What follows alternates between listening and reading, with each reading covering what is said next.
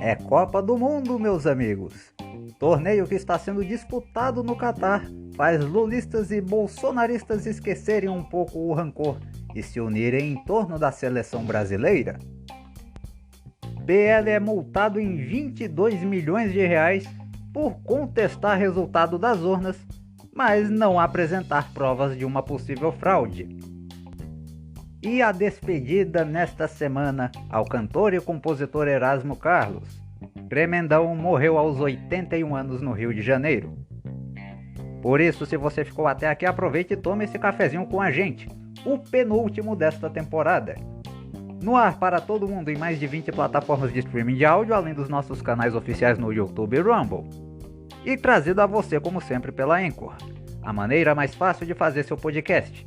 Baixe agora o aplicativo disponível nas versões para Android e iOS.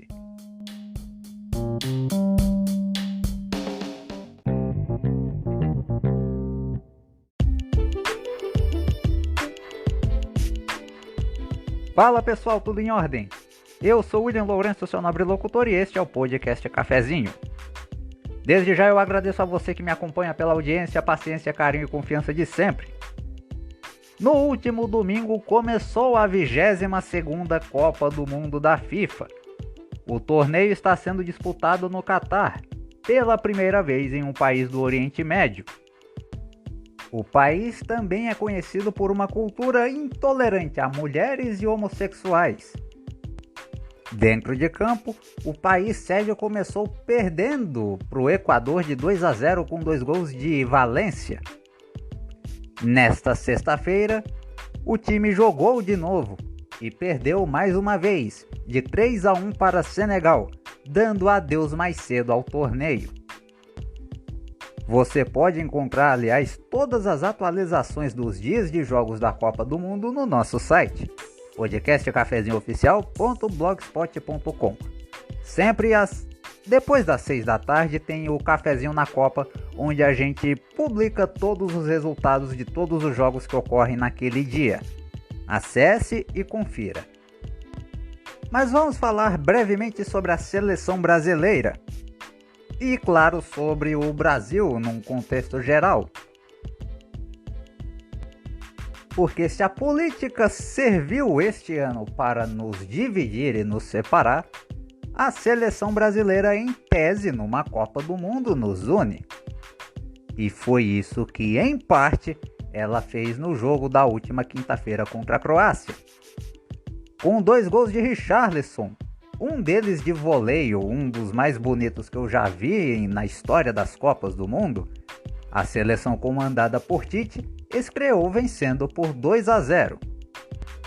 Os pontos negativos do jogo foram as lesões sofridas pelo atacante Neymar e pelo lateral direito Danilo, que deixaram os 2 jogadores de fora dos próximos jogos da fase de grupos.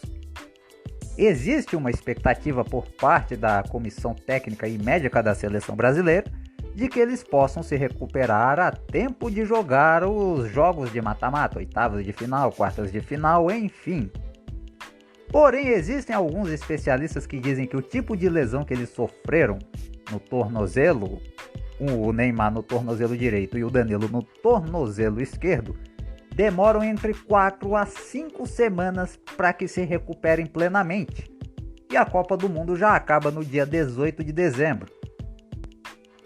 E vocês lembram que eu disse que a seleção brasileira serviria em tese para unir os brasileiros após a separação por conta da política? Pois bem, já teve retardado nas redes sociais que resolveu misturar política com futebol também.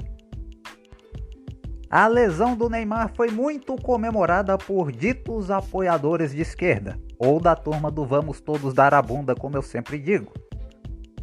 E isso porque, como já é de conhecimento público, nas eleições desse ano, o atacante declarou apoio ao atual presidente Jair Bolsonaro, que perdeu a disputa para Lula. E teve gente enaltecendo o Richarlison não pelos 2 gols que ele fez no jogo contra a Sérvia, mas pelo fato dele ter declarado apoio a Lula nas eleições. Uma jornalista chamada Nina Lemos, por meio de seu perfil oficial no Twitter, chegou até a dizer que ele era membro da comunidade LGBT, o que é mentira. Tanto que a própria Nina, após esse ato falho, para não dizer fake news, apagou o tweet horas depois da repercussão. Um dos cuidados que o técnico Tite e a própria CBF resolveu tomar, principalmente nesse ano de eleição, foi o de não misturar a seleção brasileira com questão política, embora um ou outro tenha escapado desse conselho por meio de suas redes sociais. O foco sempre foi se mantendo no futebol, para que assim a seleção possa buscar a tão sonhada sexta estrela na camisa. Se as lesões desses jogadores preocupam um pouco, o bom desempenho em campo na estreia por parte do Brasil e o mau desempenho por conta dos adversários e rivais, por outro lado, anima ainda mais os brasileiros na conquista do Hexa. Isso porque a Argentina perdeu para a Arábia Saudita de virada por 2-1. E, pasmem, hoje, sábado, jogará contra o México. Se perder para os mexicanos, Lionel Messi e companhia podem dar adeus à Copa mais cedo. A Alemanha, eterna algoz do 7-1, também estreou com derrota para o Japão pelos mesmos 2-1. E também pode ser eliminada se perder o próximo jogo. O próximo desafio da seleção brasileira é contra a Suíça nesta segunda-feira. O jogo será realizado às 13h no horário de Brasília. Uma vitória já garante o time de Tite nas oitavas de final da Copa do Mundo. E repetindo, para mais informações sobre a Copa, acompanhe o Cafezinho na Copa no nosso site. Todo dia depois das 18h tem um resumo dos jogos que ocorreram naquele dia. É só acessar podcastcafezinhooficial.blogspot.com.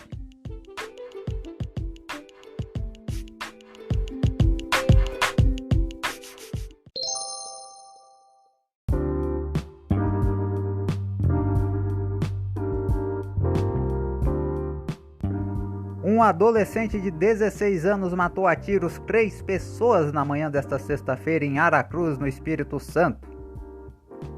O criminoso invadiu 2 escolas no município e saiu atirando em quem via pela frente.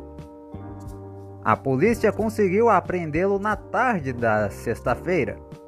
Até o momento em que este episódio estava sendo produzido, a motivação do crime ainda estava sendo investigada pelas autoridades.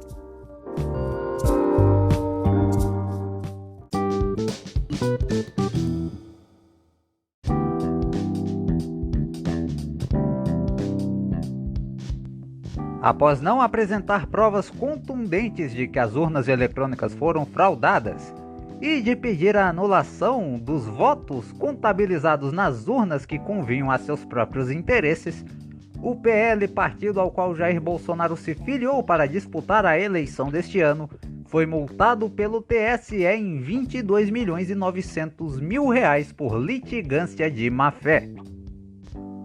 Além da multa pesada, o ministro Alexandre de Moraes, que também é presidente do Tribunal Superior Eleitoral, determinou o bloqueio de repasses do chamado fundo eleitoral ao partido. Desde o dia 30 de outubro, quando o resultado das eleições apontou Lula como vencedor da disputa presidencial, apoiadores bolsonaristas resolveram encher o saco dos demais brasileiros decentes, bloqueando rodovias e causando tumulto por todo o país. Essa semana mesmo, alguns caminhoneiros tentaram bloquear o acesso ao aeroporto de Viracopos, em São Paulo. Mas há quem ainda acredite que Bolsonaro tem uma carta na manga e que vai lançá-la nas próximas 72 horas.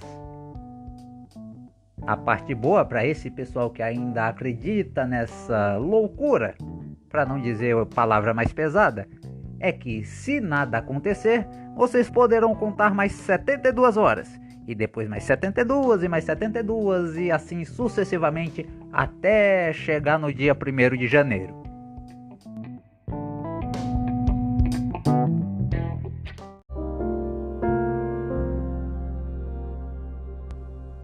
Morreu nesta terça-feira no Rio de Janeiro aos 81 anos o cantor e compositor Erasmo Carlos. Ele estava internado em um hospital da cidade quando não resistiu a uma paniculite, que é uma inflamação da camada de gordura que fica abaixo da pele, agravada por uma infecção generalizada. Com mais de 60 anos de carreira, Erasmo Esteves, que era o seu nome de registro, compôs mais de 600 músicas, boa parte delas com seu amigo de fé, irmão e camarada, o também cantor e compositor Roberto Carlos.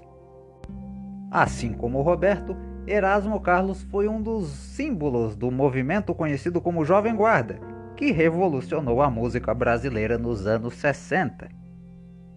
Seu último disco, O Futuro Pertence à Jovem Guarda, que se tratava de uma releitura de algumas de suas composições daquela época, venceu o Grammy Latino na semana retrasada.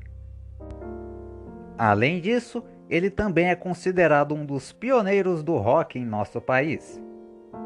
Erasmo Carlos deixou a esposa e 2 filhos, além de um legado imenso para a nossa música.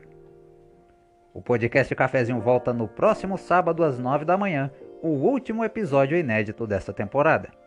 A você que fica, um excelente dia e até a nossa próxima edição.